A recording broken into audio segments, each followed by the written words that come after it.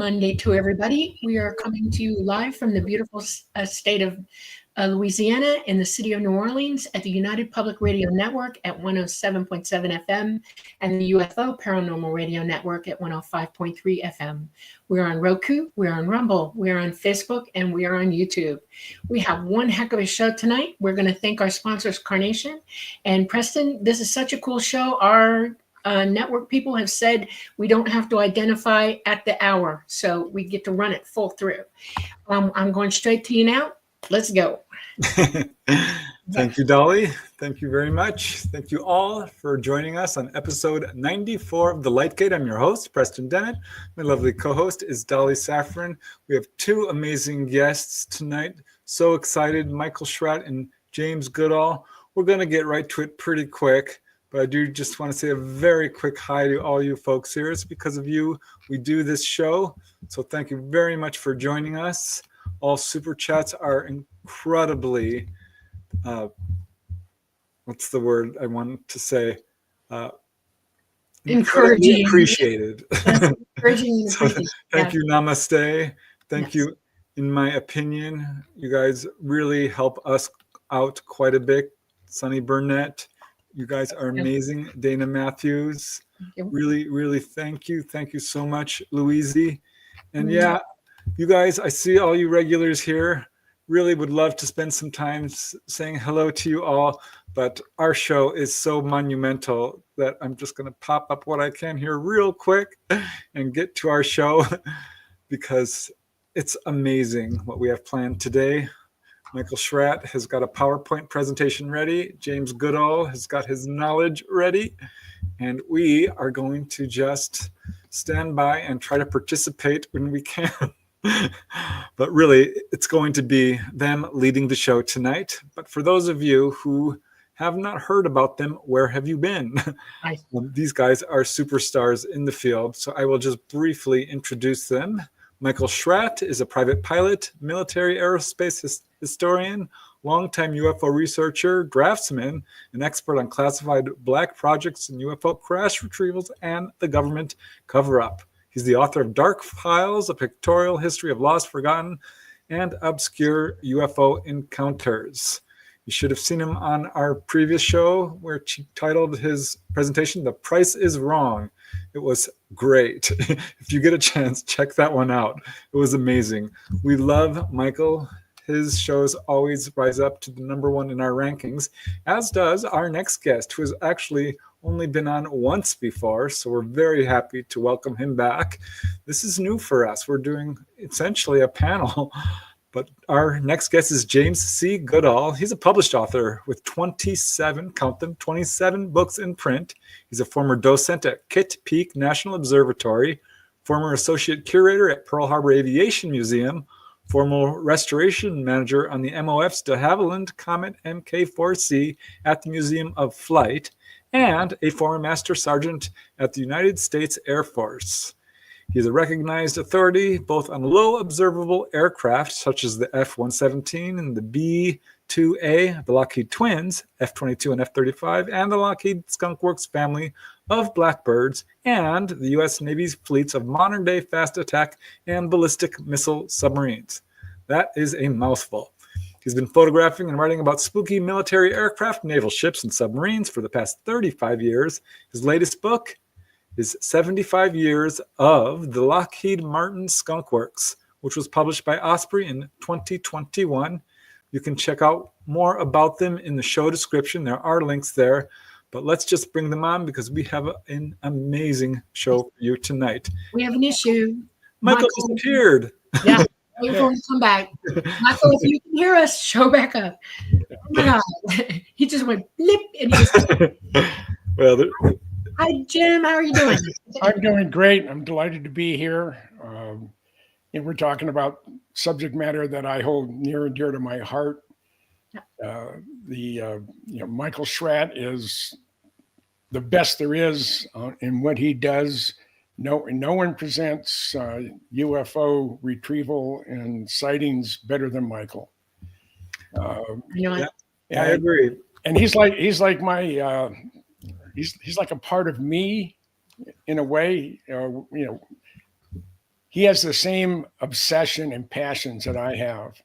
And it's one of the very few people out there on the planet that have the same drive that he does.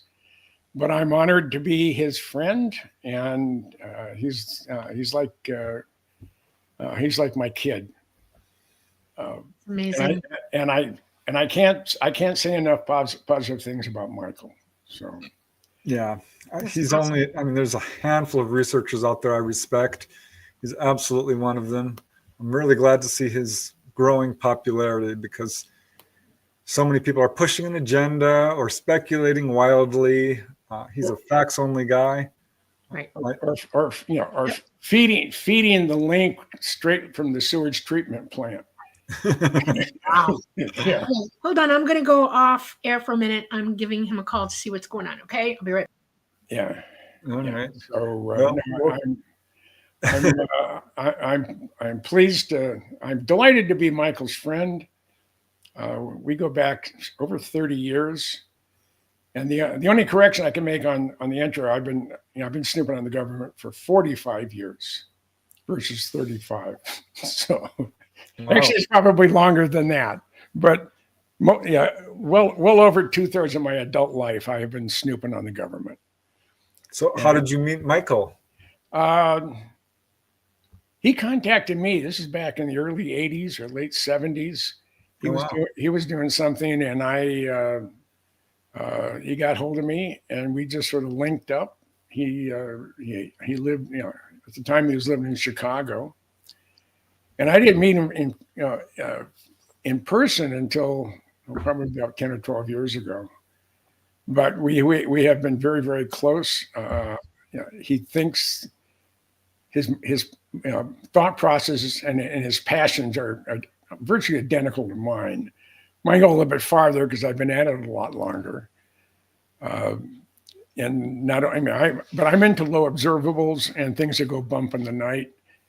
And low observables, the first operational low observable military hardware was submarines.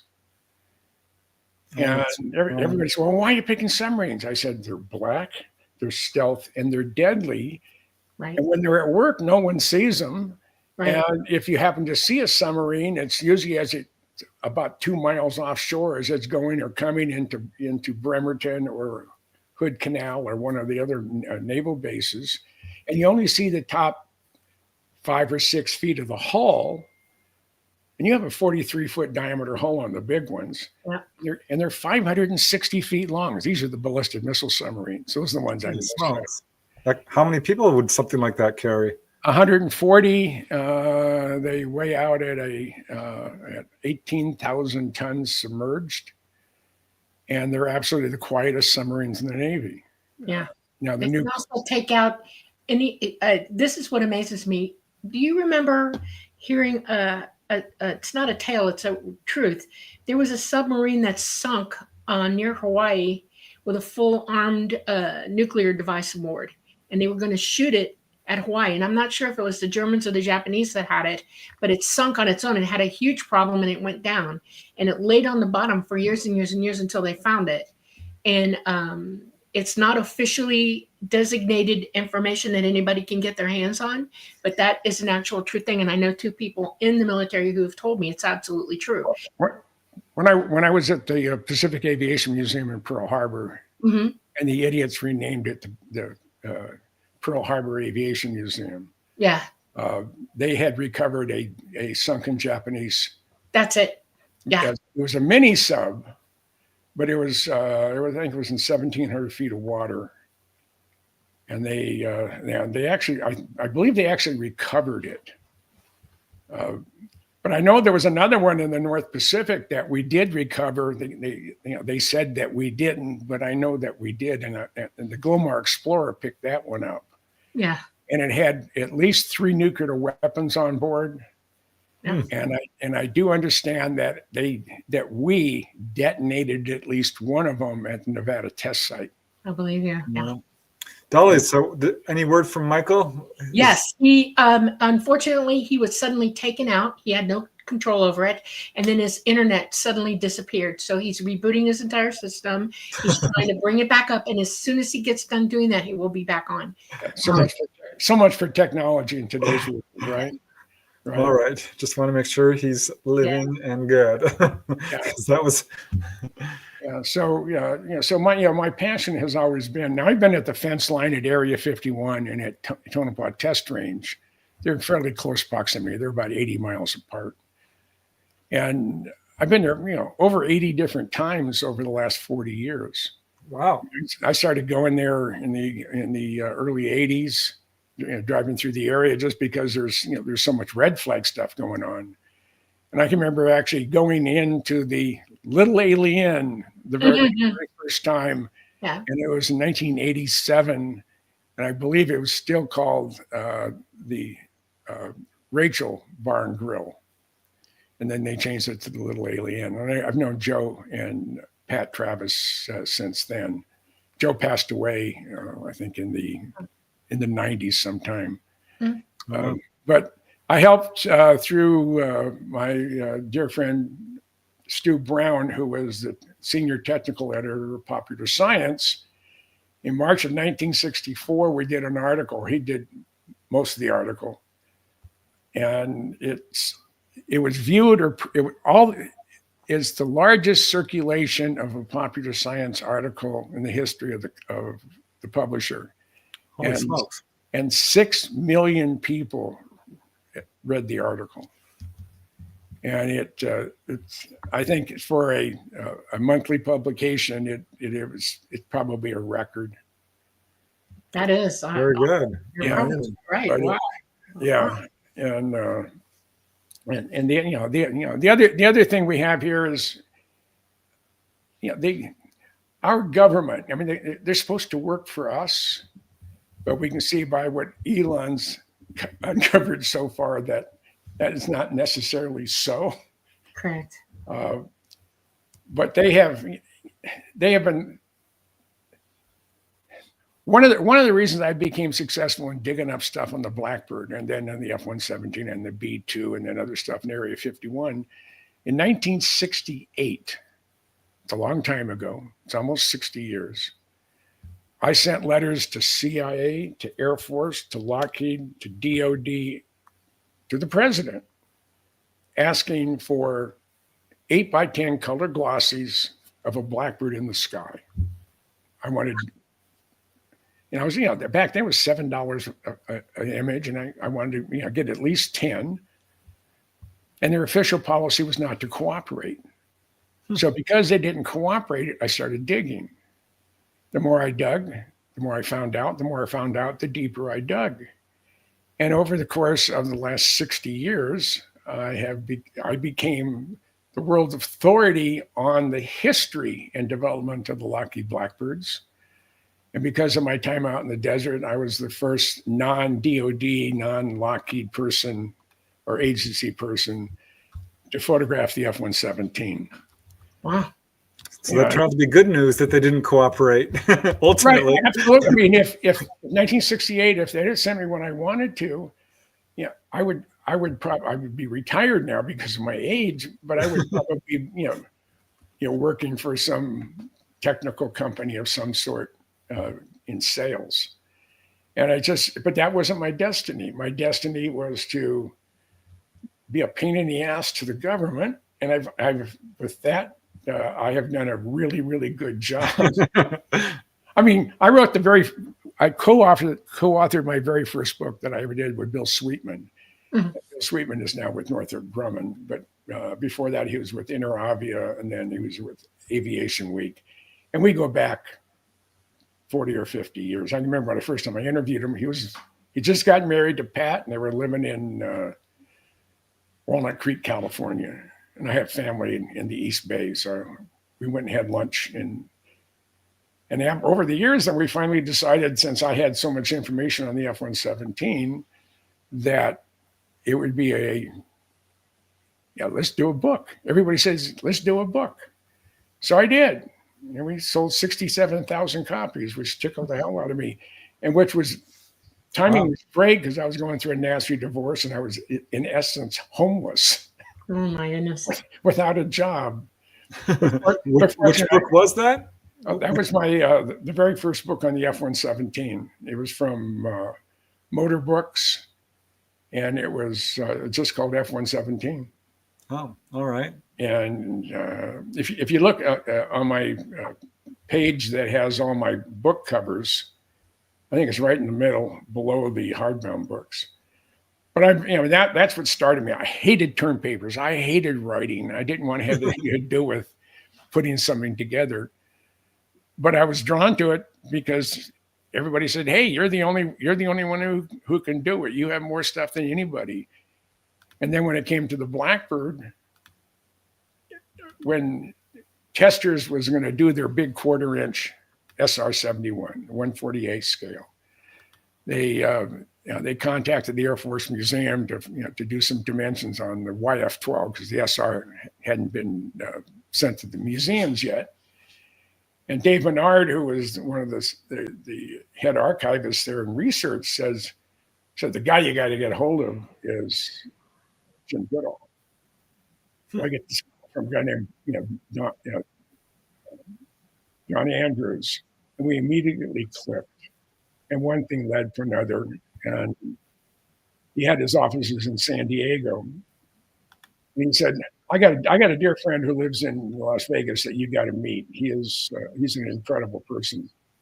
Okay, the bottom book, the Lockheed F-117, the operation and development of the stealth fighter. That was my very first book, and it sold 67,000 copies. Now, up at the very top in the middle, it says the Lockheed Skunk Works. That is a 5.5 pound, not a 500, a 5.5 pound book. It's hardbound, and I believe it's on its 5th printing. Wow, that ain't bad. Which is amazing since it's a $70 book. Huh. And it just tickles the heck out of me. My SR-71 Blackbird book is, according to guys who, Don Emmons, I was a pain in the butt to Don. And every time he'd hear my name, he would just want to just spit. And but when this book came out, I sent him a copy of it, and I got an email from him. And unfortunately, somehow I got erased. And he says, I thought it was being just another one of those Blackbird books, but it isn't. He said, you have stuff in there I haven't seen, and I have it in my shrine. He says, I have it in there on a table with Here we go. Blackbird stuff. Pardon? No, Oh, no, that's you. Sorry.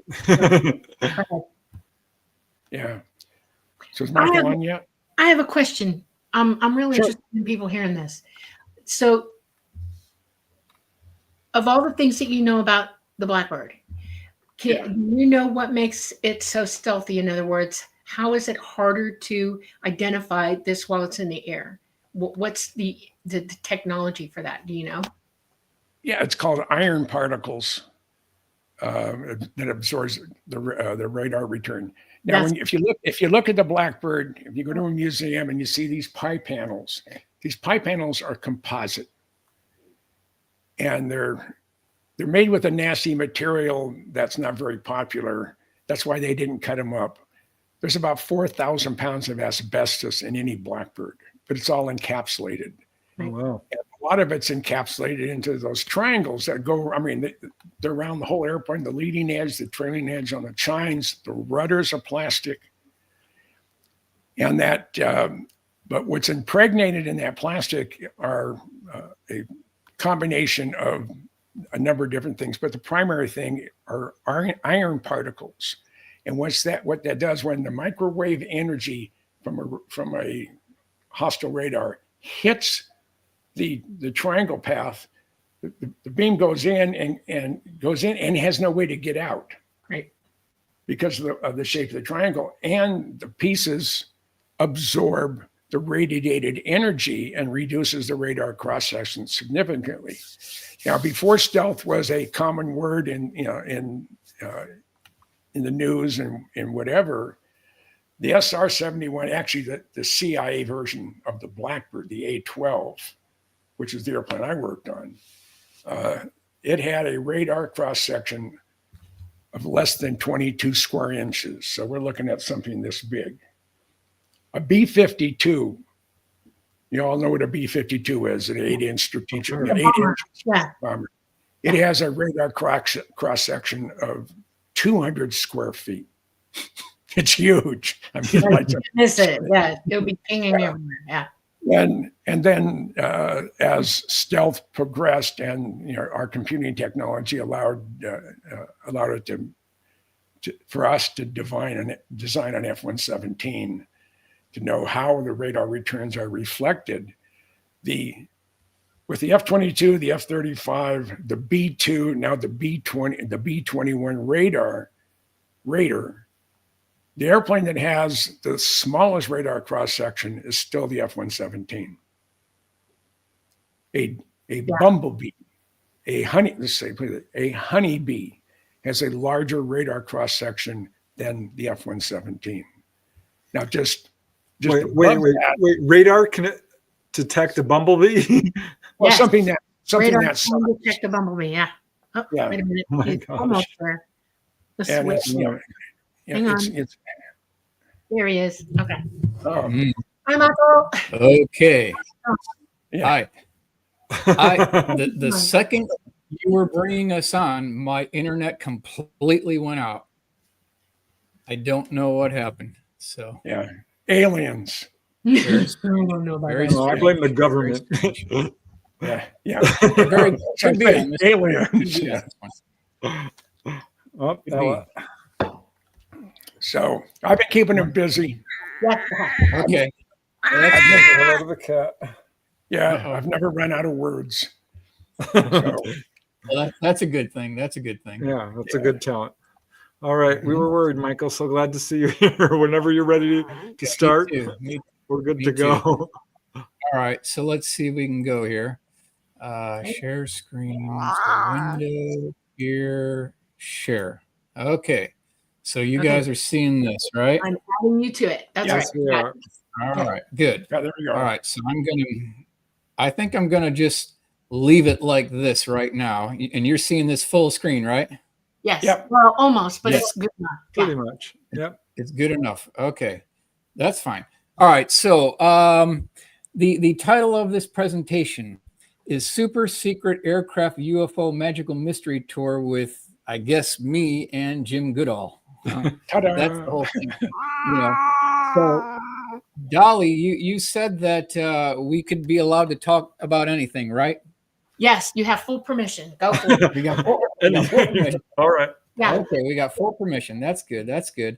Yeah, I mean, I hope you didn't think I came all this way and not have anything prepared for you guys. I mean, I know never always doubted it for a minute. prepared. I knew you were coming with it. I All knew. right. Let me get rid of this Yeah, banner. yeah.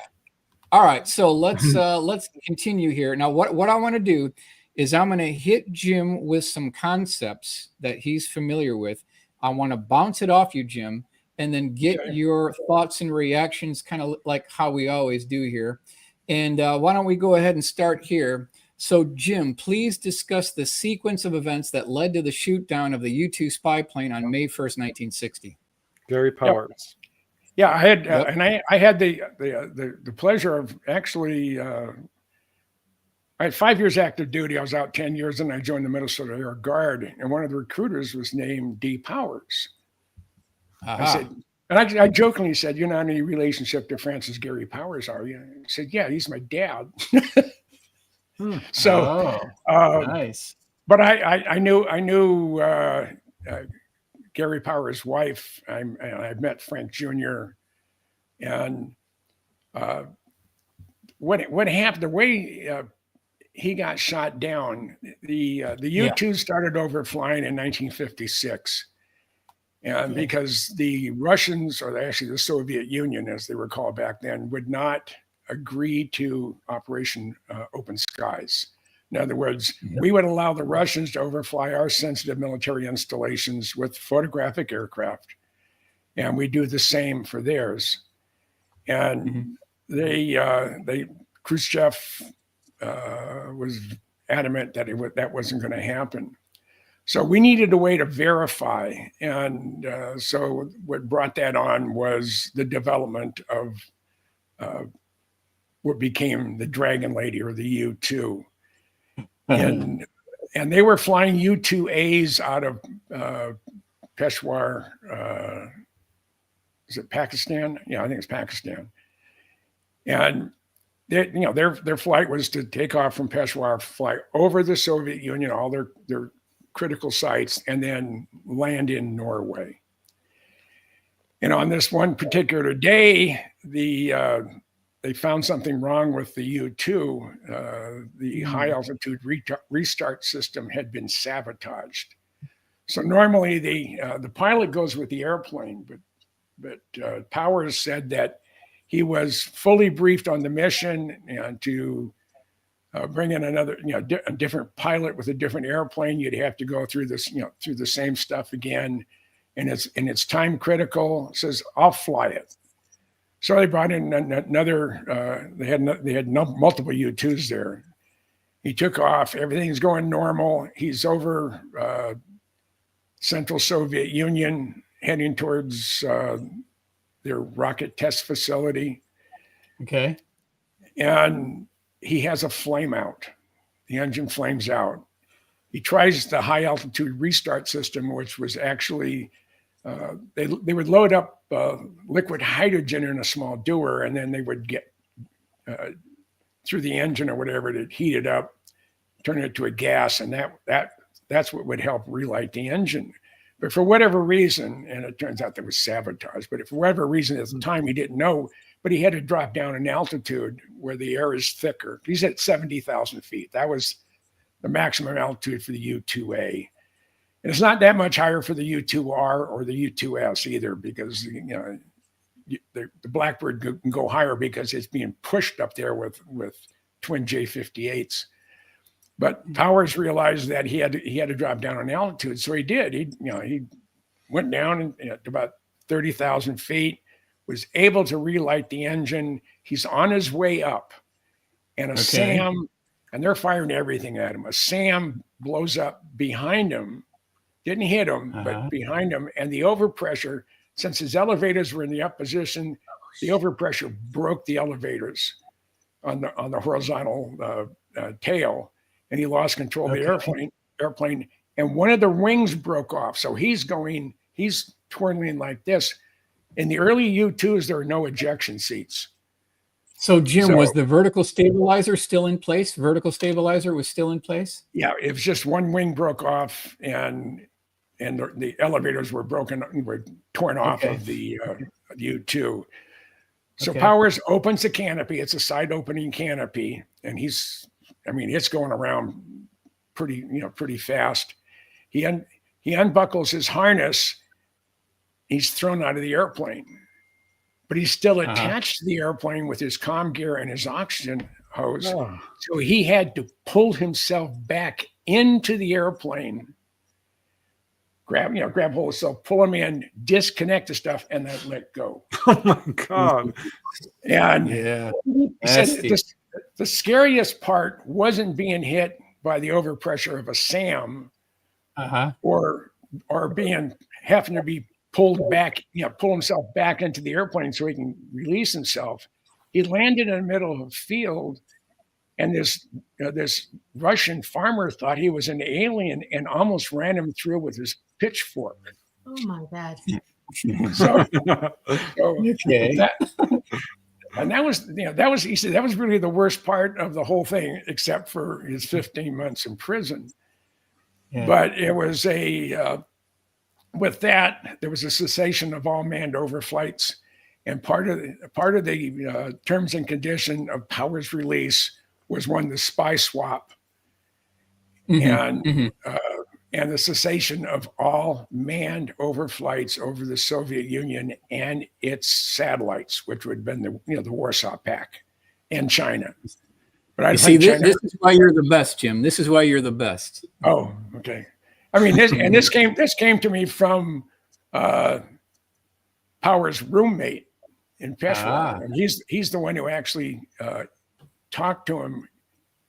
Went to Moscow in the Soviet Union and sat down with Powers prior to his release. So he's the one who told me exactly what had happened to Francis Gary Powers. So interesting. Okay, excellent, excellent. And All what's right, amazing, what's amazing, though, that airplane is, I mean, the U-2s are still flying. It's a different version, but they're still flying today. All right, we have the Blackbird. Jim, please talk about the records that the Blackbird set, and then please discuss the gentleman who's holding the placard, and then two over from that person, please discuss how these two gentlemen affected your life. Well, in the three things down is a sign, SR-71, 9th SRW Beale. That's Kelly Johnson holding the sign. The second guy from the end of that in that same photo is that's Ben Rich. That's right. Wow. Make sure, it's Ben Rich. Yep. And then and I didn't know D.O. Wood at all. I knew of him, but I didn't know him personally. But I'm going to be 80 next month. And when I was 18 years old, so that's a long time ago, it was just before my 19th birthday, I was in the ramp at Edwards Air Force Base. I was TDY there from Denver, Colorado, Larry Air Force Base. And I was there to support 3 programs for Category 1 testing. It was a ground-based telemetry guy. YC-141, the XP-70, at the time, a classified program, which turned out to be the Blackbird. So that's when my passion started. Again, in 1968, if they had honored my request for some photos, I would have been happy. That would have been the end of me. There would be no in the future, 60 years later or 50 years later, there'd be no Jim Goodall on a that was podcast. The best thing that ever happened to you. That was the best thing that ever happened to you. Seeing the Blackbird on March 10th, 1964 at 3:15 in the afternoon, I can visualize it like it happened yesterday. Literally affected my entire life. It changed my entire life. And I made it a point when I was turned down, I started tracking people down. And this was before the internet. So either you had to be able to find a phone number with somebody or an address, get in an airplane or get in a car and go visit them. Fortunately, most of them were in California. And at the time I was living in LA. So that was fairly easy to start. But then I moved to Minnesota, where I spent a good portion of my adult life. And okay, so Jim, please tell us what was so super secret classified about the D-21 drone and how it compared to the classification of the atomic bomb during World War II. Well, when Francis Gary Powers was shot down over the former Soviet Union, part of the terms and conditions of his release is the cessation of all manned, quote, manned, overflights of the Soviet Union. So the CIA still needed a way to keep track of what they were doing with nuclear weapons testing and such. That they developed a program, and the code name was Tagboard. And they developed a high-speed, low-observable unmanned drone, and it was called Tagboard, but within Lockheed and the agency, they gave it the designation as D-21. The thing about the D-21 being built, at the time it was being built and the time it was operational, which was only about 4 years, it was more classified than the Manhattan Project. Oh, that I find amazing. That's great. Yeah, wow. And Kelly Johnson, scratched out on a piece of paper to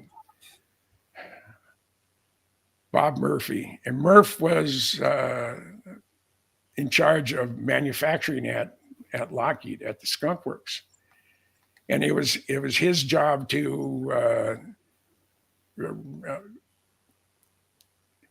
take the drawing that Kelly had put together, refine it, and make this an operational airplane. And they were going to use another neighbor of Lockheed's that they'd used in the past, Marquardt. Marquardt made ramjets. I think the biggest customer was Boeing when they had built the was it CMI 99. It was I can't remember the program name, but it was an air defense weapon. It was a Mach 3 plus, and it carried a nuclear warhead. But that would make for really nastiness if they were going to use it, because it would blow up everything, and it'll radiate most everybody out there. So this thing was designed to overfly denied airspace. We couldn't overfly Russia, we couldn't overfly the Soviet Union, same thing, or China, and they needed a way to do it. So they developed the D-21 drone. Initially, it was launched on a mother Blackbird. They built 2 of them, and they referred to as the M21s. On the 4th separation test, where they go up, you're flying and you head up and launch it that way. You only had about 6 inches in either side of the inward canted tails to the wings of the D-21. First 3 launches were a 0.9 G arc to help with the separation of the drone. The drone weighs about 10,000 pounds. Wow. And I want to know who was controlling that thing. Because at the time, the technology, most people around here wouldn't understand how they did it. I want to know. It was time and distance. That's all it was. And it was internal to the drone. Okay. They had to know where they're launching from, and they had an INS platform, inside the mother airplane. And then, but they actually operationally, they ended up launching it from a B-52. But on 3 launches, they went on a 0.9 G arc. And the separation was successful. There's video on that. You can go to YouTube and say D-21 crash into mother airplane or D-21. That you'll find that on YouTube. Yeah, I got you covered here. Don't worry about it. I got you covered here. Just continue on. Yeah. So after the 3rd successful separation launch, the drones didn't necessarily perform flawlessly, but the testing was to test separation. Well, after the 3rd launch, Kelly Johnson called in his people on the drone program, and they said, okay, I called him Bill Park, who was the chief pilot at the time and piloted all 4 drone launches from the mother Blackbird. And he had Bill Park in there say, okay, I got a question. In your opinion, do you believe a line pilot, someone we just picked out of the Air Force, would have the ability to maintain a 0.9 G arc at 80,000 feet at Mach 3 over hostile airspace? And Bill started going into this long dissertation. This came directly from Bill when I interviewed him. And he goes in and he's thinking this and that. And finally, Kelly says, damn it. I said, I want a yes or no answer. So Bill starts going in and thinking to himself, not saying anything. And finally, he said, no. And Kelly says, okay, on the next launch, which was on the 30th of July, 1966, he was to launch the first time at straight and level. And what happened was the drone launched. As it went through the bow wake, it had an asymmetrical unstart where you lose half of the flame, the flame holder. I got to move forward. Get this here. Yeah. And it crashed into right at the 715 splice. That's where the wings come and the body and the fuselage starts. It hit that, and that's on video, just the initial collision. And initially, Bill thought that because there was a massive shift in the aft center of gravity at 1G, that he had to pull his stick back. And he said as he pulls his stick back, all of a sudden things started going by him this way. And that was not a good sign. No.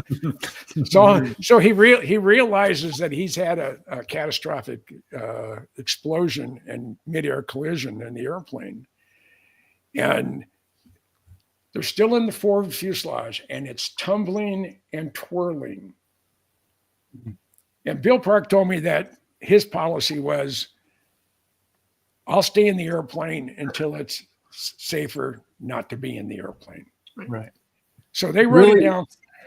Okay. Yeah, go on. Really quickly, Jim. What made Bill Park, as you see here, what made him such a good test pilot?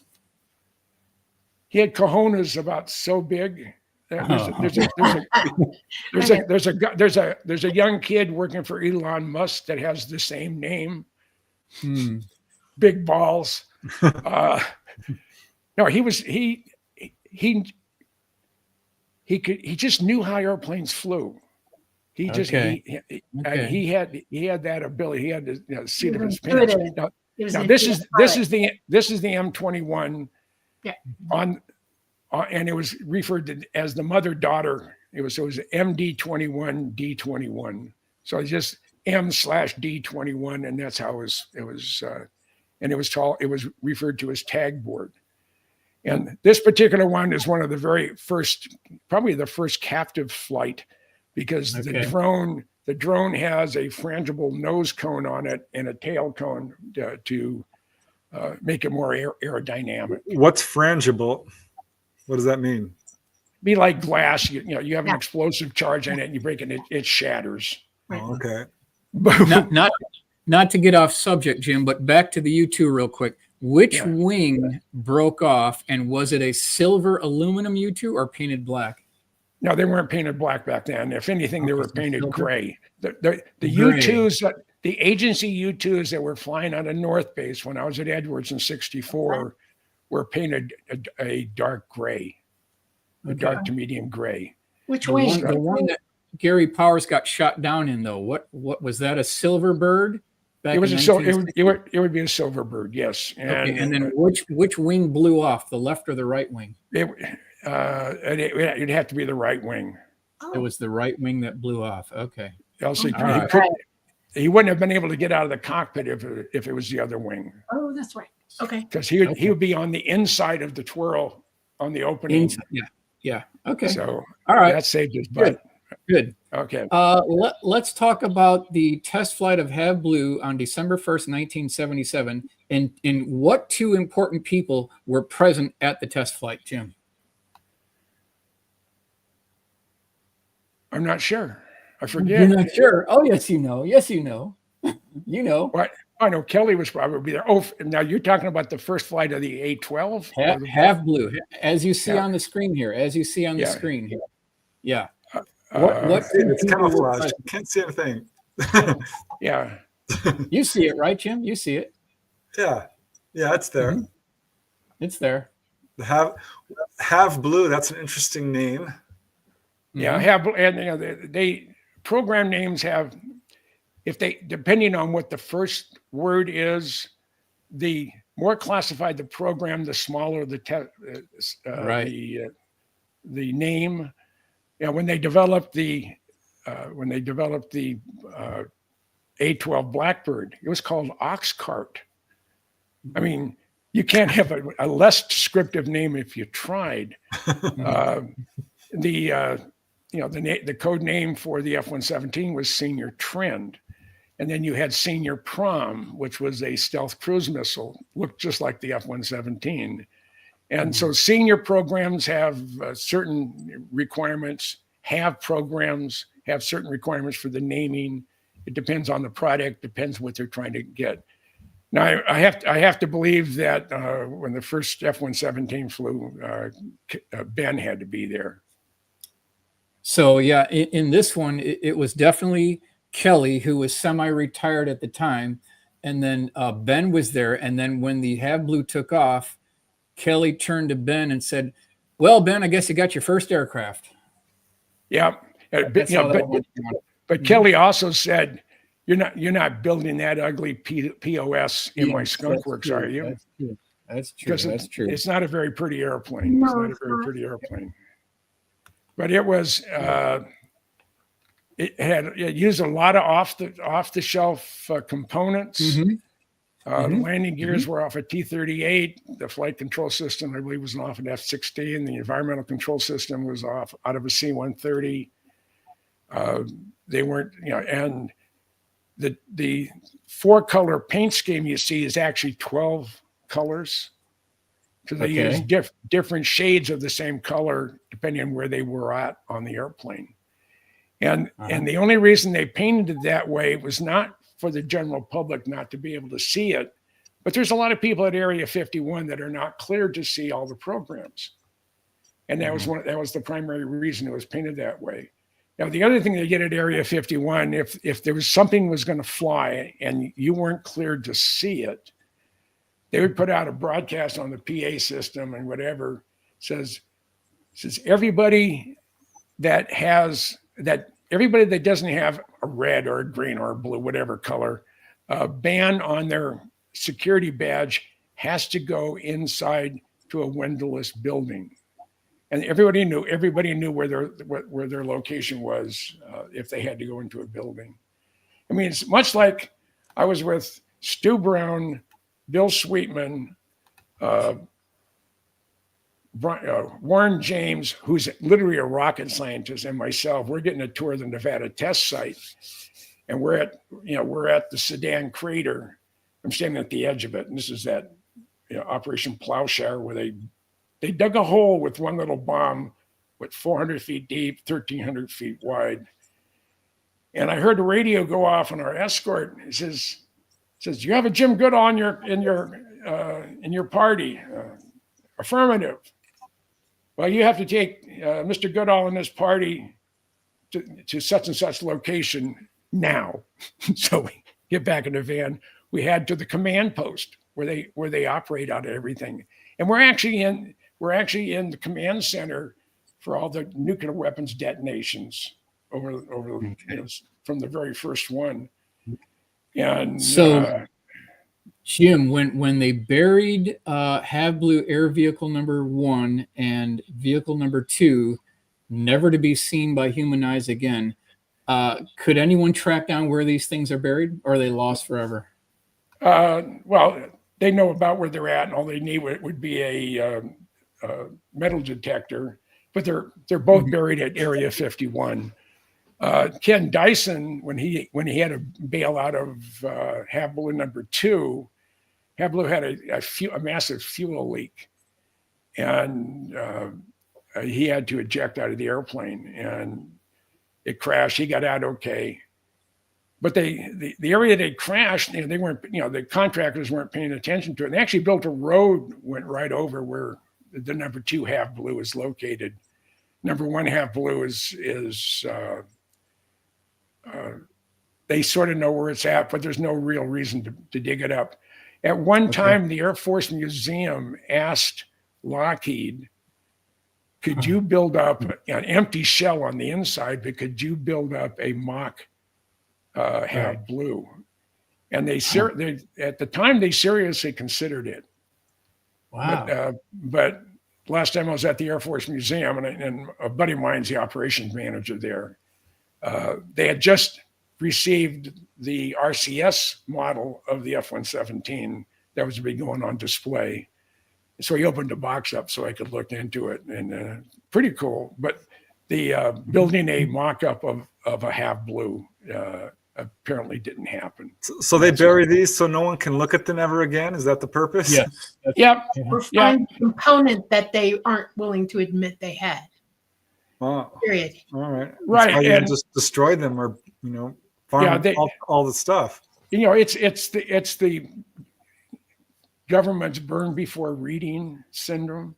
All right. Yep. So here we have Elko Daily Free Press, April 5th, 2001, secrets buried at Area 51. So in this article, they talk about Have Blues being burned up, all of the radar absorbent materials, basically the solvents, the 3-ring binders associated with the programs, the flight gear, all the flight suits associated with the program. So my question is, Jim, what other things did they burn in these burn pits? They burned all the flight suits of the A-12 pilots. Really? Wow. If you needed a David Clark suit, a 1031 suit today, they're about $125,000 a piece. And every pilot, every A-12 pilot, and the same with SR-71 and U-2, they're issued two, a primary and a backup, and they swap them in and out. No, wait, the flight suit costs $125,000. Yeah. Yes. It's good. It's good to 120,000 feet. You got to remember, they're so high up. It's not only. What are they made out of? Gold? No, it's like being in space. They're that high up. They have to have absolute control over their bodies in that thing. At 85,000 feet, you have less than 0.4% of the atmosphere. Right. Plus it's 70 below zero. That's right. All right. And if you didn't have, and the suit acts as like a capsule. Yep. That's its environment. Right. One of the concerns in the 50s was the B-58 Hustler was a Mach 2 bomber. And one of the things they were concerned about, if you have to eject at Mach 2, it's going to tear the guys apart. So Stanley Aviation at the time were stationed and were at Stapleton Airport in Denver, built the escape pods, the Stanley escape pods for the Air Force. The B-58 used them throughout their entire career, except for the TAs, the TBs, I should say, which were the trainers. Yeah. That was primarily for takeoff and landings and stuff, not necessarily. I had $100,000 suit. There's no way I'd burn it. Never. Yeah, but these are the same people who will give $260 million to George Soros to spend as he see fit. They were cachet, and they didn't want that technology to go out with anybody. They had to bury it, otherwise the chances of it going out were high. Well, and they also that would prove that there was something that they were working on that needed that kind of suit. Right. Now, this is the Northrop competition to the F-117. It was, and I asked. This is later on. It had nothing to do with that. But I did sit down with John Cashin, who is the father of the B-2, and also with Tacit Blue. And this thing was they never had a flying version of it. There wasn't an equivalent of Have Blue on this particular program, but they did some RCS testing on it. And it had a reasonably small radar cross section. Alan Brown, who was the director of engineering for the F-117, I sat down with him. I think they're all passed away now, but I sat down with him, and he said, we almost had to make up the qualifications for this going forward, because no one had really ever dealt with a low observable, something that didn't have a radar return or a insignificant radar return. So I said, most of our numbers were fudged because we really didn't know. But but apparently the Air Force felt confident enough in the numbers coming in from Have Blue, and that they were able to move forward with the F-117, which is the program code name is Senior Trend. There it is. All right, Jim, please discuss the delivery of the final F-117 and what role did TTR and Holloman Air Force Base play in the program?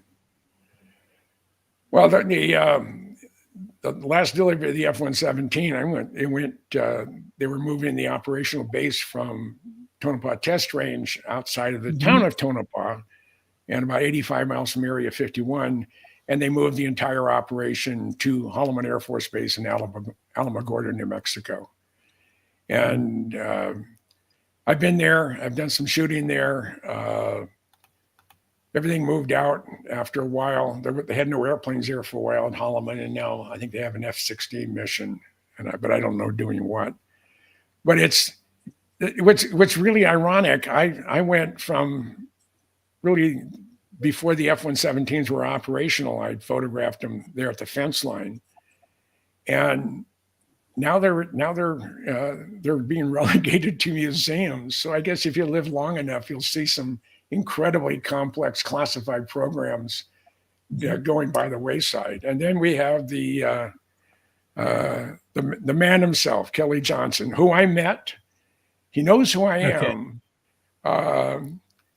And I met him at it was Engineering Week at Honeywell Avionics Division. They call it the Ridgeway Division. They make all the military avionics for the military, primarily for the CIA and for Air Force.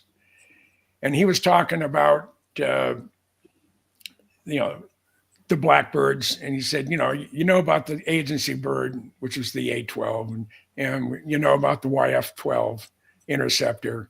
And of course, everybody knows about the SR-71, but I can't talk about the little bird. And there's some, and he used the full terms SOB. There's some SOB in San Diego, works for a toy company, is making a model of one.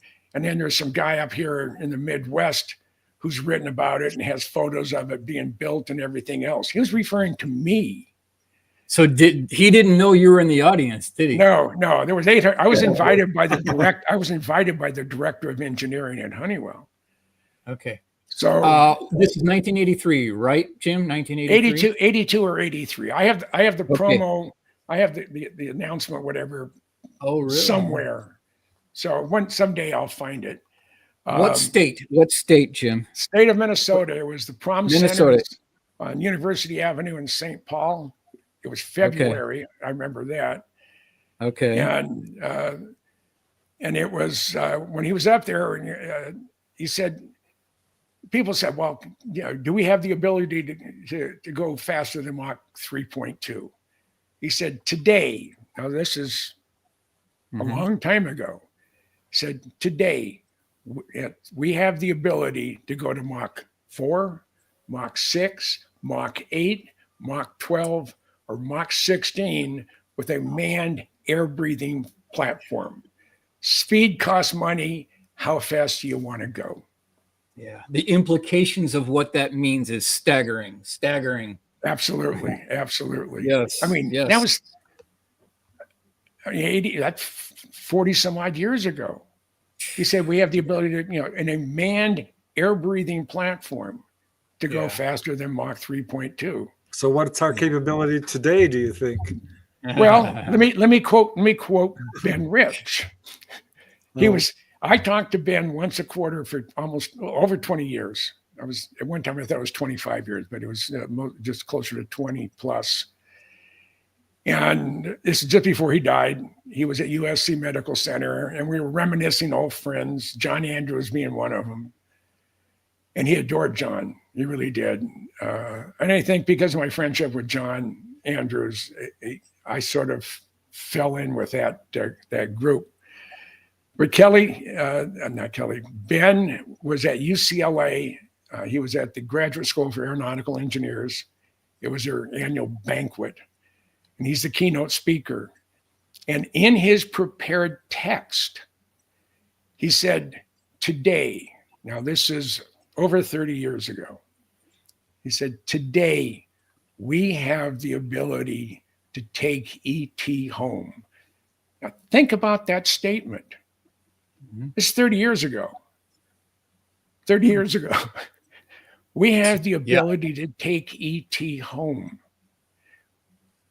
But our government will not allow the technology to be made public. So fast forward to, it was December of 95, I think it was when Ben passed away, early January or something like that. I'm talking to Ben Rich. He's at USC Medical Center. He's dying of esophageal cancer. He had been breathing the fumes from the low observable solvents when they're building the F-117. It's incredibly toxic stuff.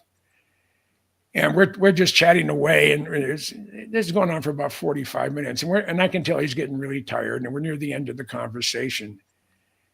And Ben says, Jim, we have things out in the desert but he wasn't referring to Area 51. He said, we have things out in the desert that's 50 years beyond what you can comprehend. And he's referring to me, not just the general population. Yeah.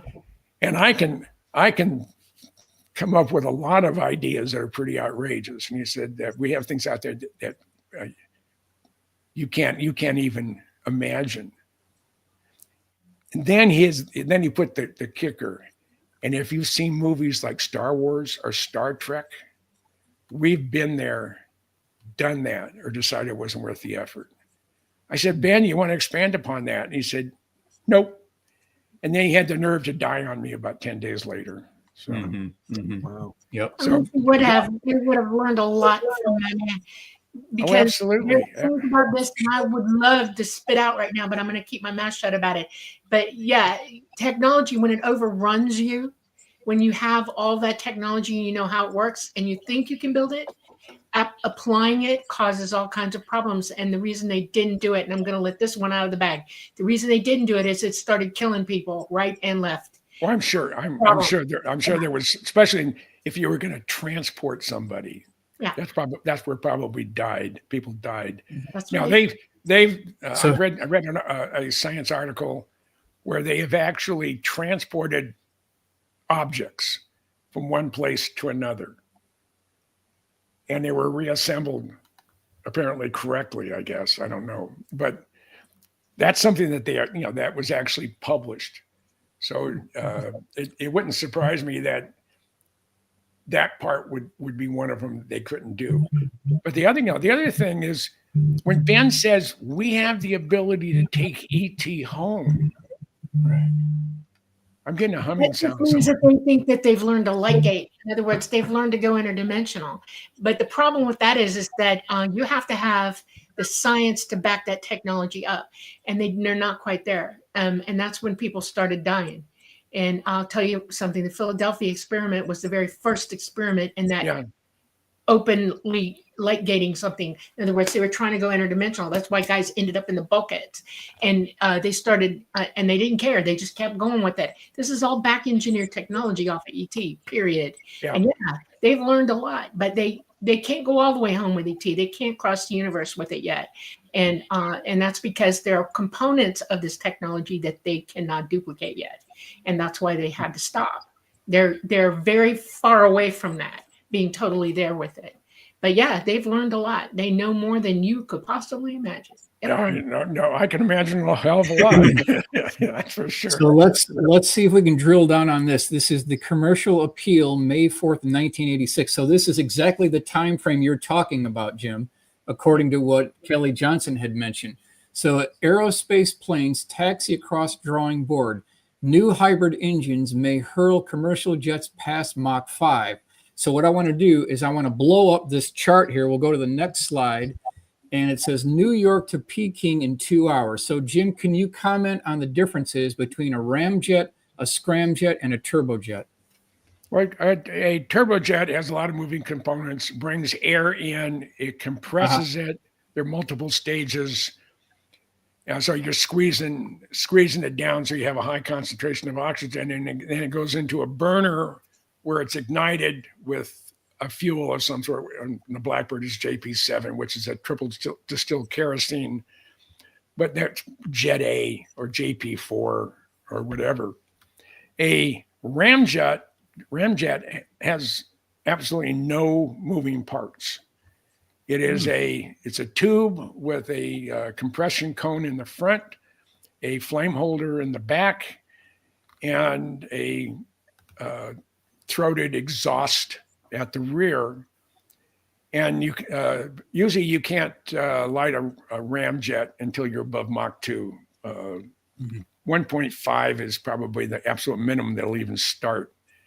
So that's a ramjet. Now a scramjet is it's a supersonic ramjet is what it is. And you start out possibly with a air-breathing turbojet to get up to a certain speed. Say you go up to Mach 3. Let's say it's a Blackbird. Get up to Mach 3, Mach 3.2, 3.3. At that particular time, you're going fast enough for the supersonic combustion ramjet to work. And what happens is you actually transition by moving the inlet from going directly into the turbojet into going into this supersonic combustion ramjet. And again, once it's in ramjet mode, it has no moving parts, and you're limited to the thermodynamic stresses on the airframe or the airplane as far as top speed. But apparently, it's like Kelly said, speed costs money. How fast do you want to go? And, so this is the plane dealer, December 7th, 1985. Lewis Center helps plan rocket plane. 12-minute New York to LA flights are foreseen. So again, 85 timeframe. That's within 2 years of Kelly's lecture in Minnesota. That's tracking with the data. Absolutely. We'll go on to the next slide here. And Jim, please comment on the X-30 and clarify the term "quote unquote" hypersonic loiter. Okay, this was our entry into a potential Mach 3 plus supersonic airliner. The Concorde had beat out the Boeing and Lockheed SSTs, and now we're in a different time frame, and they needed a national aerospace plane, and they started developing this. It was going to be fueled by liquid hydrogen, liquid oxygen. It would take off, I believe, with conventional jet engines, and then transition over to above Mach 3 into. So this is Mach 25. This is actually Mach 25. They're going here. Yeah. I have a big question. At what altitude? 150, 200,000 feet. Yeah. Okay. Minimal air. I mean, you're basically would be a rocket, but it used your scramjets to get up to that speed. Go almost to the edge of space. That's it. Yeah. We'll continue on here. Okay, good. All right, so we have some evidence within the Bill Scott collection of something called the accelerator, which looks similar to the concepts that we've kind of seen here, almost like a large lifting body configuration, almost no wings. There is some evidence to indicate that these are solid billet aluminum wheels, because when you have a takeoff roll and a landing speed very high, you can't just use rubber wheels. So Jim, my question is, can you talk about the runway length at Area 51 and why it needs to be that long when you have a space shuttle that can land on either side and still have a mile in between? Why do we have such a long runway at Area 51? Well, I call him Foxy. Bill Fox was the director of engineering at Area 51 for the A-12. He was on the Tiger team for D-21, and he worked on a bunch of other programs. And my mind just went blank. Oh, I hate that. We're just talking about the runway length. Why you need such a long runway area. And in my age, I have those senior moments where it'll come back to me. It's a 2-minute rule, as mine said. You'll remember it in 2 minutes. So I asked him, I said, the main runway they're using in Area 51 is 27,000 feet long. Why in the hell would you need something that long? Right. He said, if the maximum takeoff roll for a program, an aircraft, is 9,000 feet, that's how much runway you need to take off. If you have to abort I think it's V1, just as you start to rotate, you need twice that distance to stop. That's why the runway was 27,000 feet long. That's great. But they're also at 4,200 feet or 4,600 feet in altitude, because the thinner air does make for big difference as far as if you pop a chute, it's more effective at sea level than it is at 4,200 feet. But they have since abandoned the runway. They have X's all over it, and they built a new runway next to it. And then I believe that's a 13,000 foot runway, which is not unusual for a flight test area because you don't know what you're going to test in the future. So that makes me think it's got anti-grav. Pardon? It makes me think that they're using anti-grav technology on that thing. Well, I just go around the mountain. Okay. It's this interesting you mentioned that, Dolly, because we have an interesting article here in Gung Ho, February 1988. And there was an anonymous author to this particular article that I always thought was interesting. He had the name Al Fricke. So, Jim, do you want to talk about Al Fricke? Yeah, I'm Al Fricke.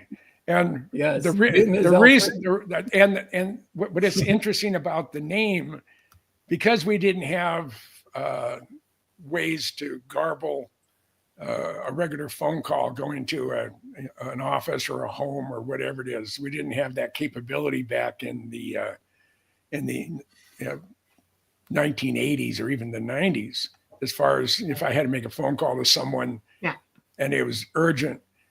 So what they did, they set up some code names for Pratt & Whitney, for Honeywell, for Rosemont, and a few of the other major suppliers. If there was an incident, if there was something that was coming unglued on a program, and they needed a particular specialist to come to Area 51, they would call the person at home and said, I'm calling to tell you that Al Fricke is not feeling well and he won't be able to come to work tomorrow. So he's not going to be there. So I just wanted to let you know, and then hang up. So this guy knows that, hey, I got to fly out to Area 51 tomorrow. So he gets all packed up. And the funny thing about it, and there's a guy from Honeywell told me this, he got the Al Fricke call.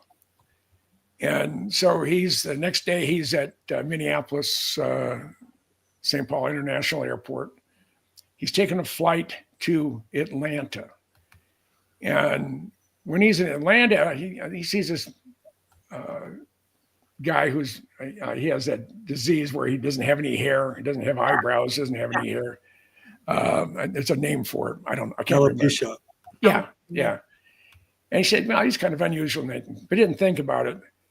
So they never went straight to LA or to Burbank to go to Area 51. I mean, they would fly all over the country. So he takes a flight to Chicago and he's waiting for his next airplane and he sees the same bald guy that he saw in Atlanta. So maybe he was going to Chicago, but it's no big thing. So he takes another flight. I don't know if he went to Denver or he went to Dallas or whatever. He sees the same guy. He's getting freaked out now. So he calls security. No, he doesn't call security yet because he's running out of time. So he ends up in LA, in Burbank.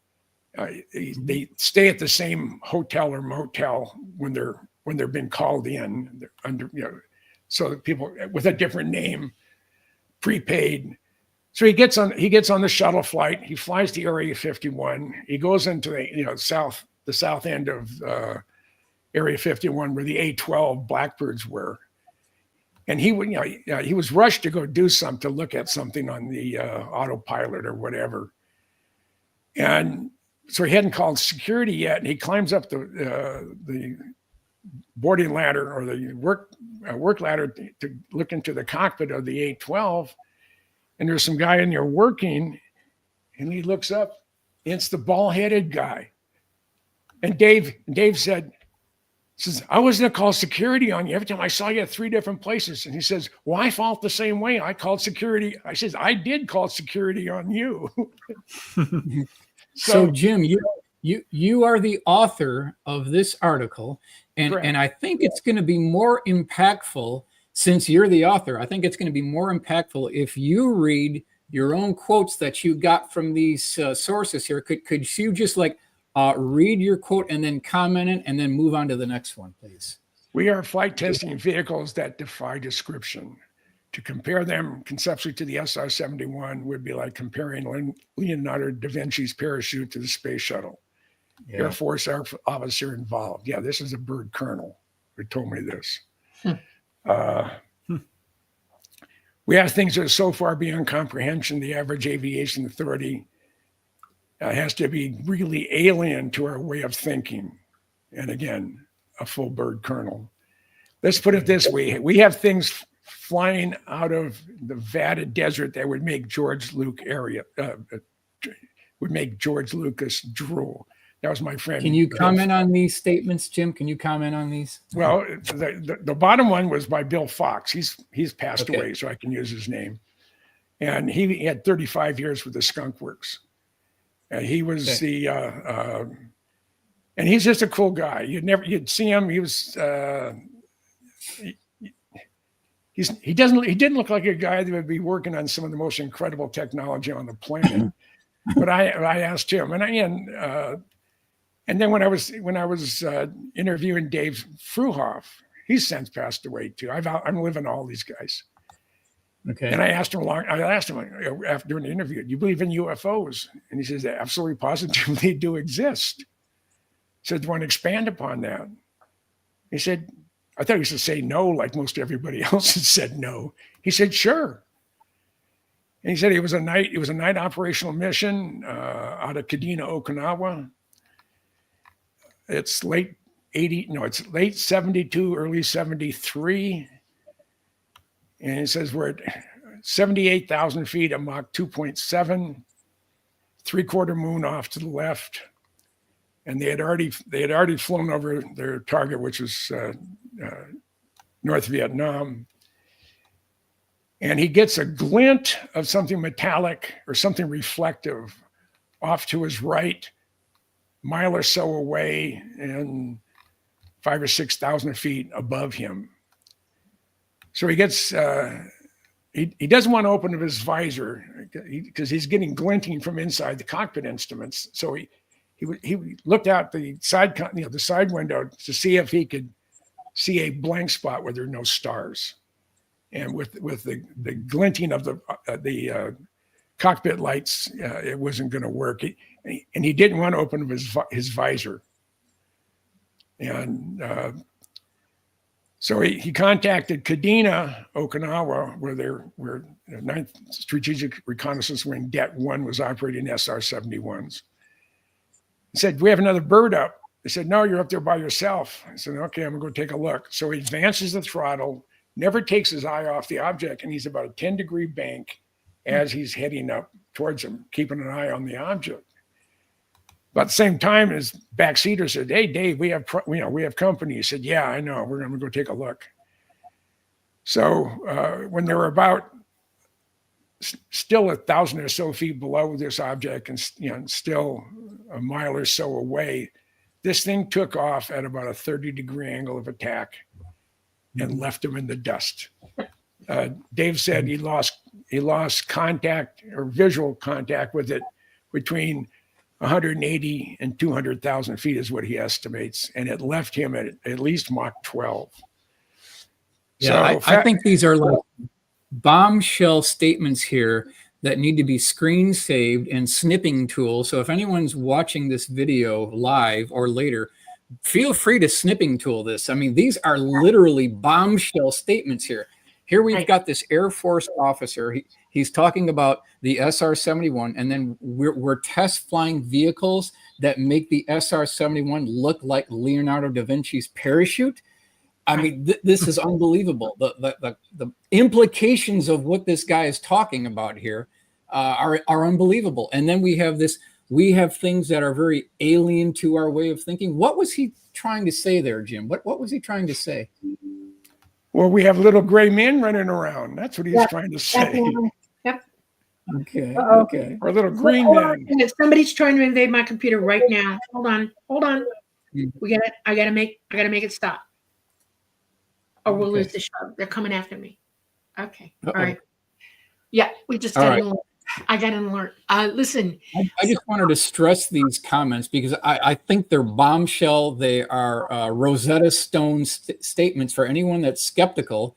We've got credible witnesses here talking about the level of technology that the general public is not aware of. We are light years ahead of anything you see at your local air show. This is all a construct. What they're talking about here is the tier 3, tier 4 silver bullets. These are the ace in the hole technologies that aren't talked about at all. Continuing on here very briefly, Jim, let's talk about the F-20, exactly what happened. This is Telegram Forum, December 1st, 1986. The Northrop Corporation spent 7 years and $1.2 billion developing its F-20 Tiger Shark jet fighter, but it never sold one. Recently, the firm announced it is scrapping the program. Jim, what really happened on the F-20 program? Well, yeah, they actually one actually flew into Minneapolis with a brand new 757, and I talked to the pilot. It wasn't Chuck Yeager, but I met him years later. I think General Dynamics and Lockheed and McDonnell Douglas and Boeing and everybody who made fighter aircraft didn't really want to see this thing built. And I'm sure they really pressured Congress into not building it. And it was in midnight. It was 1986.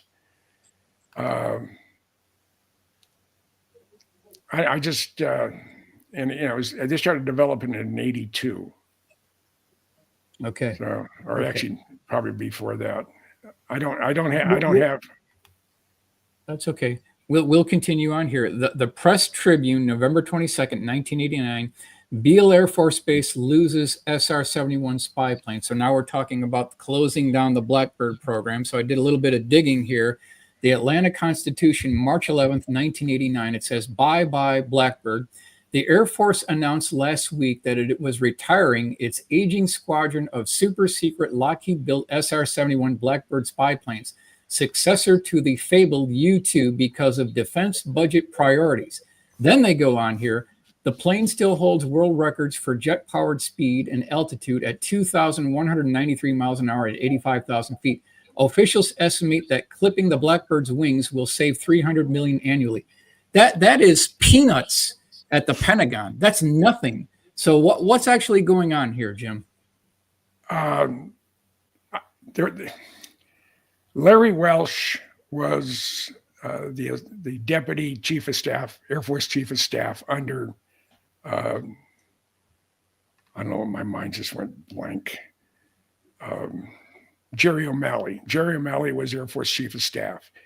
Jerry, when he was a major, he flew the first operational mission on SR-71 when they took over the mission of overflying North Vietnam from the A-12, the CIA operation.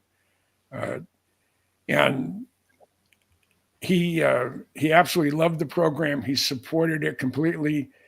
Larry Welsh was turned down to fly the Blackbird because he wasn't a good pilot. He was a good politician. That's how he made general officer, but he was not a good pilot. So when Jerry O'Malley was killed in a CT-39 crash in Wilkes-Barre, Pennsylvania, his wife was on board, his aide, plus the pilot. I think it was 5 people total. Upon his tragic death, Larry Welsh became Air Force Chief of Staff, and his first job, as he wanted to put it, was to gut the Blackbird community. He says, so we've been kissing your butts forever. You have your special orange flight suit, which are now banned from use. You may not wear them on base. If you're in active duty, you are not allowed to wear them off base. And they were delegated to flight test people there at Edwards primarily. And he was just being a dick. Okay. So he sent a memo out to everybody in the Strategic Air Command, which was the command that operated the SR-71 program, basically saying that under no circumstances will you get in trouble for saying anything negative you want to say about the Blackbirds. I'll applaud you for it. If you say anything positive about the program, I'm going to have your job. And I don't care if you're an E1 to an O10. the Blackbird is off limits for anything positive you have to say. Mm-hmm. And he was Jim. he Can was you comment? Go ahead. Go ahead. And he was, and he said, I promise I will keep my word. Okay. Can you comment very briefly on the tooling for the Blackbird? What happened to the tooling? It was cut up and sold for $7 a pound by the Jimmy Carter administration. How much did taxpayers pay for that originally? Well, the A-12s, came before the SR-71. Right. And the first batch of A-12s, and there were 15 of them total, and 3 YF-12s, and in that 15 were the two M-21 mother drone launch airplanes. When the first airplane took off, Kelly commented, "There goes my $67 million baby," and he said it was probably the best spent $2 billion ever spent on an airplane program. Okay. So but the tooling, it was hard tooling. Today they don't need hard tooling. With lasers and everything else, they can build without. They can use soft tooling, so that reduces the manufacturing cost and the time frame to build something quite significantly. Okay, but that was. We'll switch over to this real quick. N9M Flying Wing. Your comments on this, Jim? What actually took place? We have a seasoned test pilot here. He knows what he's doing. Why did this crash? What happened, Jim? Well, it was made of wood primarily. Mm-hmm. And who knows? I mean, it could have been termites. I don't, you laugh. It's probably true. This airplane, it was at Plains of Fame where it flew out of. Right. A one-off, something this significant to the history of aviation, build up a replica. Don't fly a real one. I mean, when he was still alive, Paul Allen, the co-founder of Microsoft, wanted to fly. They called it Doris, I think was the name of the program. It was a FW-190, but it was a one of a kind. It had extended wings, and it actually was the plane that Paul Allen had was sort of a Frankenstein. It was made up from a couple different airplanes, and he was able to track down where the real pieces went, and was able to buy them and or rebuild them.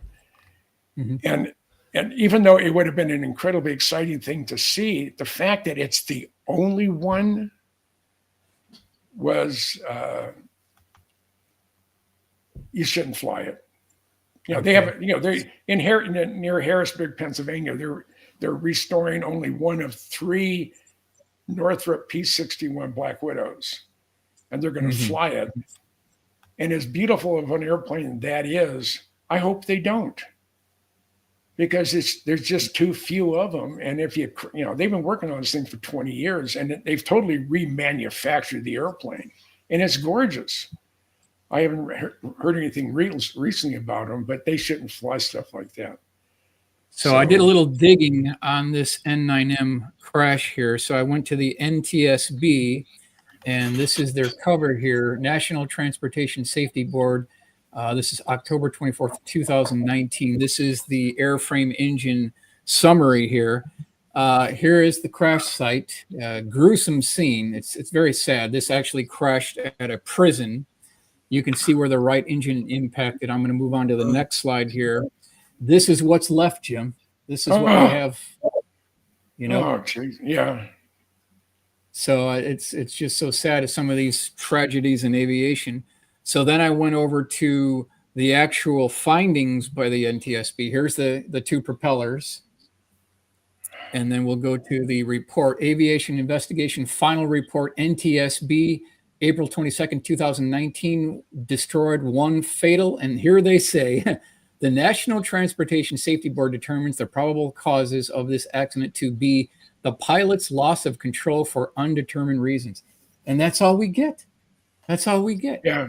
What could be his reason for losing control of the aircraft? I'll give you a hint. You need to do your homework here. You ready? You need to go Yeah. back to the day. You need to know what the solar reports were and if we were having a CME at that day and what level it was at. In 2019, they were becoming significant then. And anything with certain types of digital controls, whatever, would be knocked out. And if he was up and he got hit by a CME, it would have taken control completely away from him and he would have gone down. You need to look up stuff like that because most of the stuff that blows up and you've got a pilot that knows better than anybody else how to fly something, you've got to look at what's incoming on our solar system. And that would be one of the number one reasons. And I'm going to tell you, 2019 was really hot. And I know that it was blowing stuff up all over the place. There was satellites going out of service. There was all kinds of things happening. And if that thing in March was up, and I know March was a busy time for that, that's why, period. And they don't want you to know the truth of that. Look it up. Well, That's your homework. it's an interesting path to follow. I don't think anyone's gone down that route, but that's because they don't want you to. I'm defying everybody. You go ahead and look it up and find out for yourself.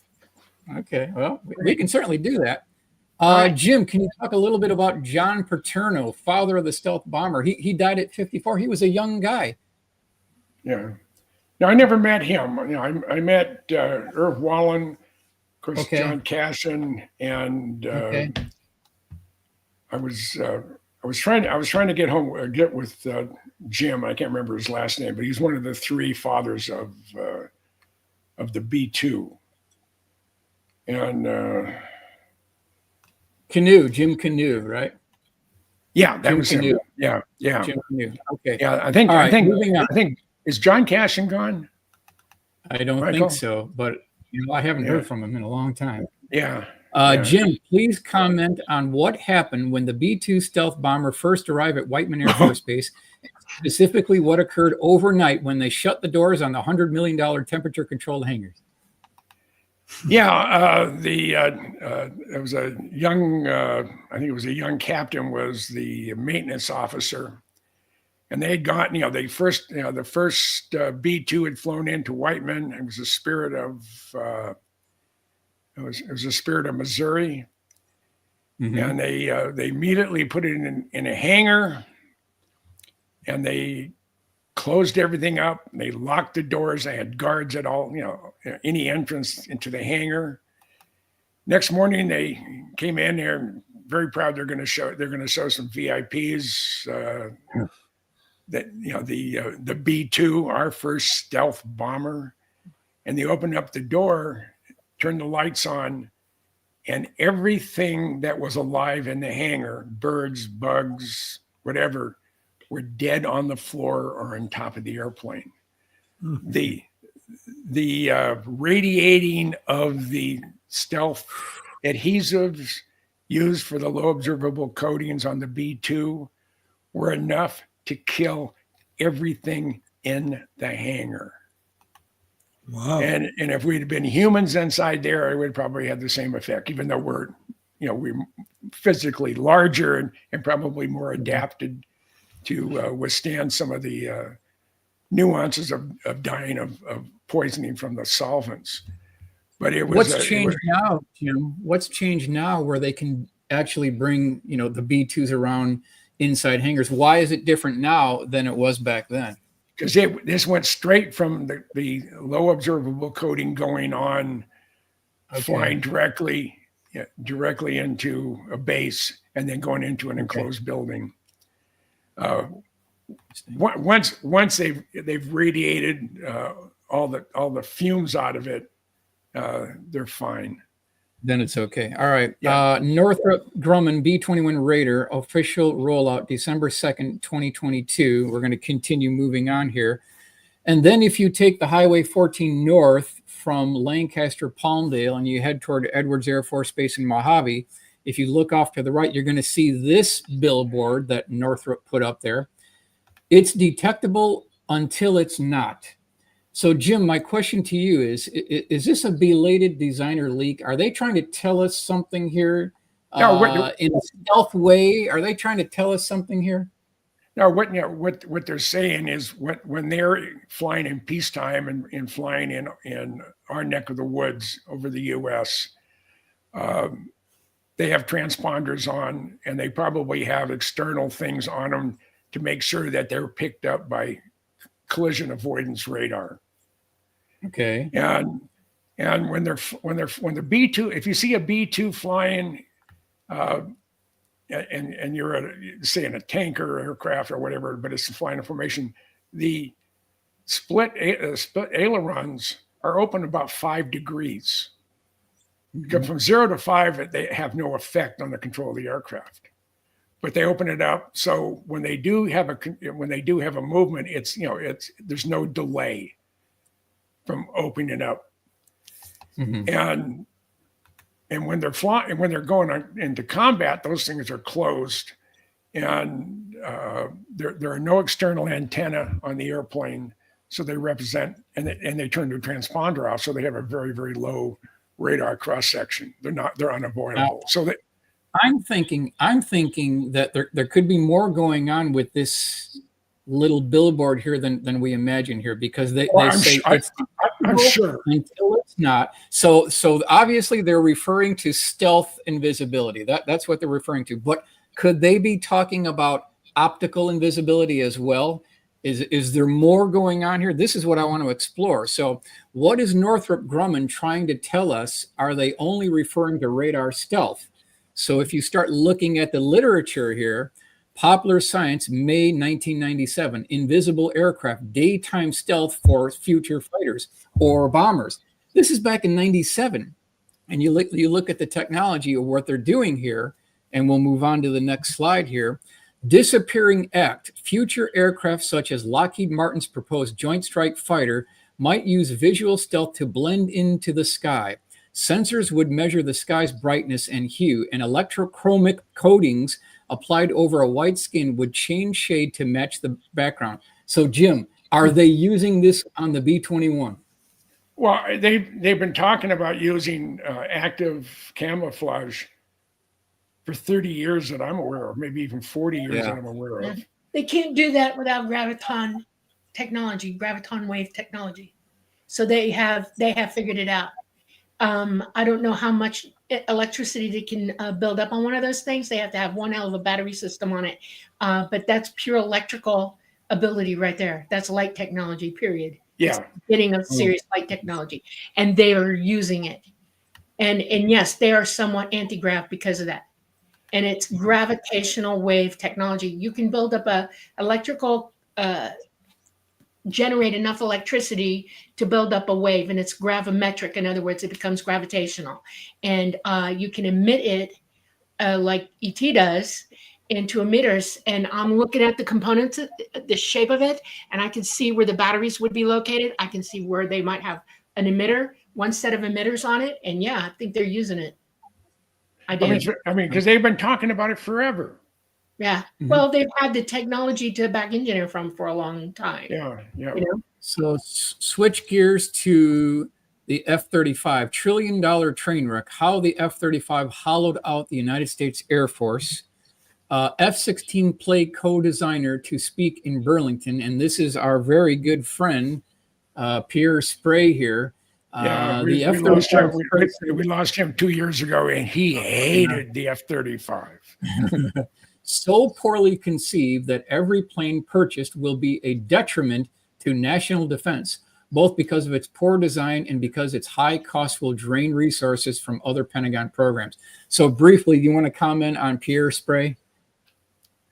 Well, I met him through Jim Stevenson, who is a mutual friend. He wrote the book, The $4 Billion Misunderstanding. It was on the Navy. $5 billion, yeah. $5 billion misunderstanding. It's it was the history of the program of the A-12, the Navy A-12. That was a Mac Air General Dynamics program, and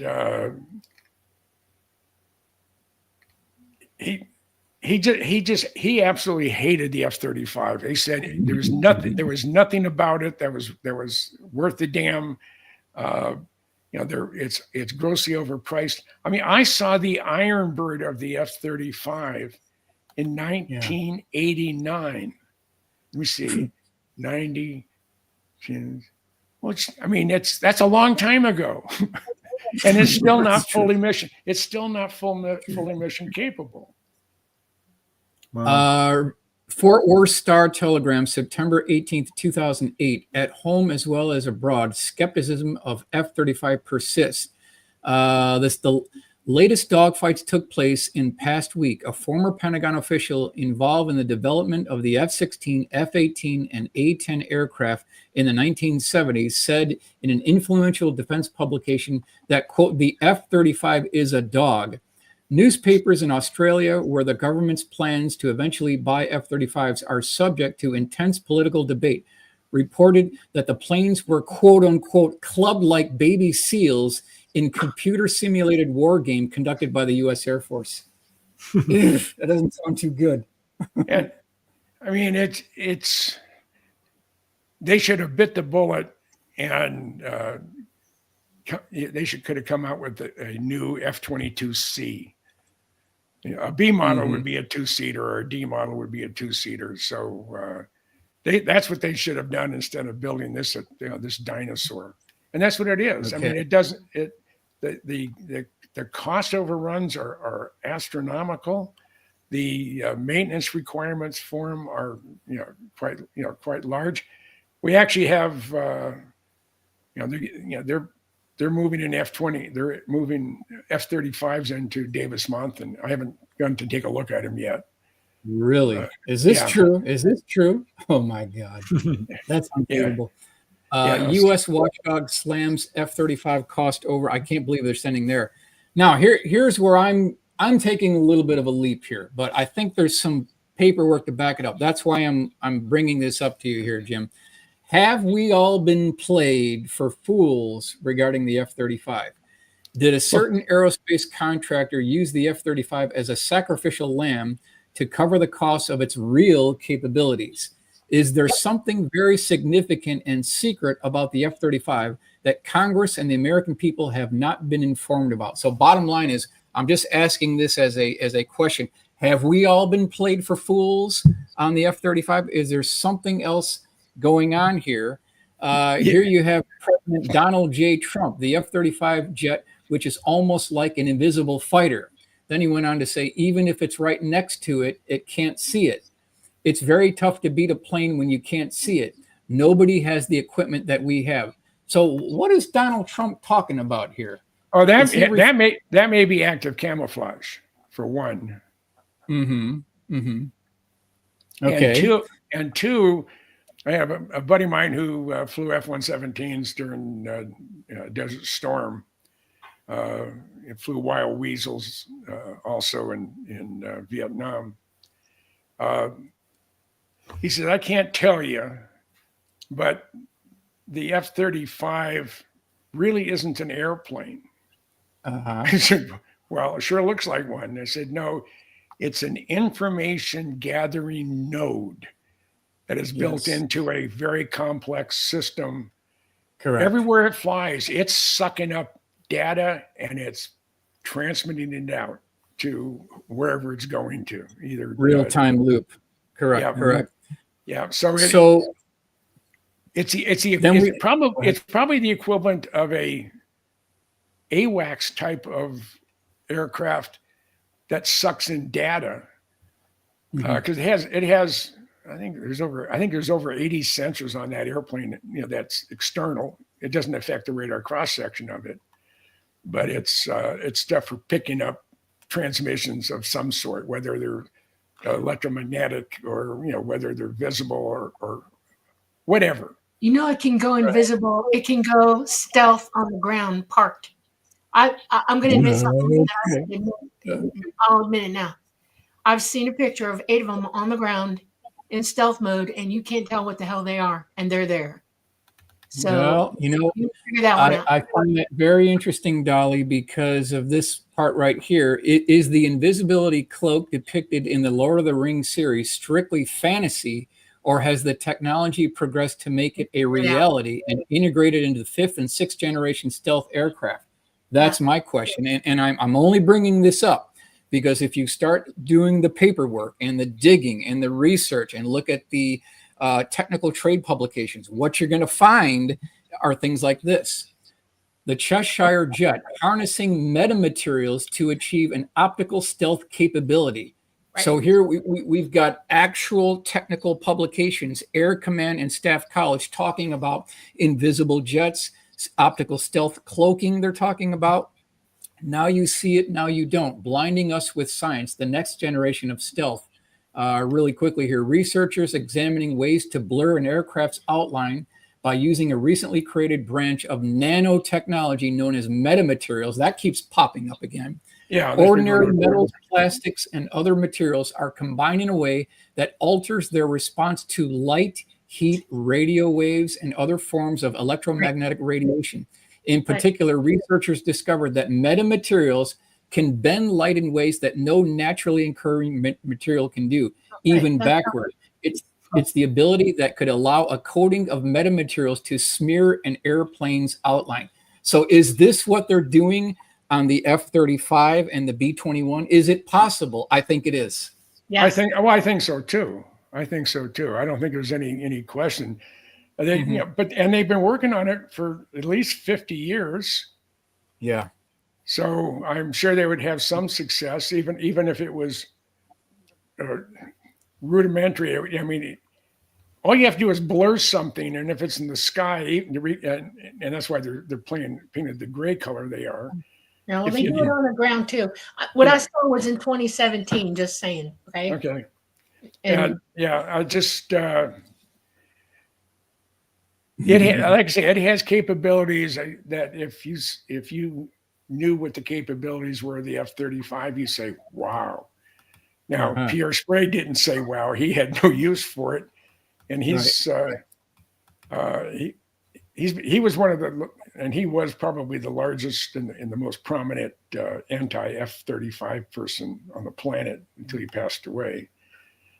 And so this is from the Bill Scott collection, New Scientist, October 2000. I'm not going to read all this, but just the top part here. They're talking about plasma stealth, high voltage electrical charges being applied to aircraft here. They can reduce drag, repel shock waves, and make jet fighters vanish. Will plasma start an aerospace revolution, or are they just another mirage? Further on in this article, it says, but there are more clandestine applications. The way plasmas interact with radio waves around aircraft is causing more than a little excitement in the secret world of military aerospace research. Could they provide the ultimate invisibility shield for stealth aircraft? Other researchers have found that plasmas can dissipate shock waves from supersonic aircraft, stifling troublesome sonic booms. So now we're talking about plasma being applied to aircraft to essentially make them invisible, one, and then they conclude here talking about plasmas that reduce and eliminate the supersonic shock wave, so you no longer have a sonic boom. Jim, I think they've done it. They're not telling you the whole truth about that. Plasma is not what that is not what's doing it. And we're going to go back to what I said earlier. They're using graviton wave technology. It's electrical, and it heats up like crazy and creates a plasma wave. And when they're up in space, you can see it because it's really bright. 27,000 degrees is a lot of plasma. When they come into the Earth's atmosphere, it starts to lower the amount, and it can change color with the atmosphere, whatever's floating around the particles. But plasma is an effect. It is not how they do it. It is graviton wave technology, and we're going straight into anti-grav. They can create an environment that pushes everything away. That's what's protecting them, the graviton wave technology. Plasma is a byproduct of that. And they're only telling you a teeny tiny bit of the truth. And the truth is that plasma is not what's doing it. It's graviton wave technology. In the time, Star will agree with me about that. In the time we have remaining here, Jim, do you have any final thoughts to kind of bring this all together here? No, just that the F-35 is a lot of people putting a lot of money into it, and I think if it was a piece of junk that a lot of people say it is, why are they selling them to everybody? Now, just because we're selling them to foreign countries, maybe that's a version A but our guys are flying, the Virgin Eye, which stands for invisibility. It's very possible. And who knows, we may have a kill switch in foreign purchased F-35s. Mm-hmm. That all we have to, if all of a sudden they become an adversary, oh my gosh, that's going to cause problems. You just flip a switch and all of a sudden everybody drops out of the sky. Yeah. And it's an electric airplane. I mean, it's a fully integrated system. That's what it is. Yeah, and that's basically, they're not calling it an airplane. I mean, that's what they're referring to it as, a fully integrated system, like Michael just said. It's and knowing Bob Lazar and being, kicking the can around in this community for a long time, I'm surprised that UFO technology has not been incorporated into things that the general public is aware of. Yeah, you're not the only one, right? Now, when I was at the Skunk Works for a book signing on my 75 years of the Lockheed Skunk Works, as we're heading over to the U2 operation, I asked Jeff Babion how much UFO alien technology is being utilized in Skunk Works programs. And he didn't look surprised. He didn't go, jump back, and he said, "None that I'm aware of."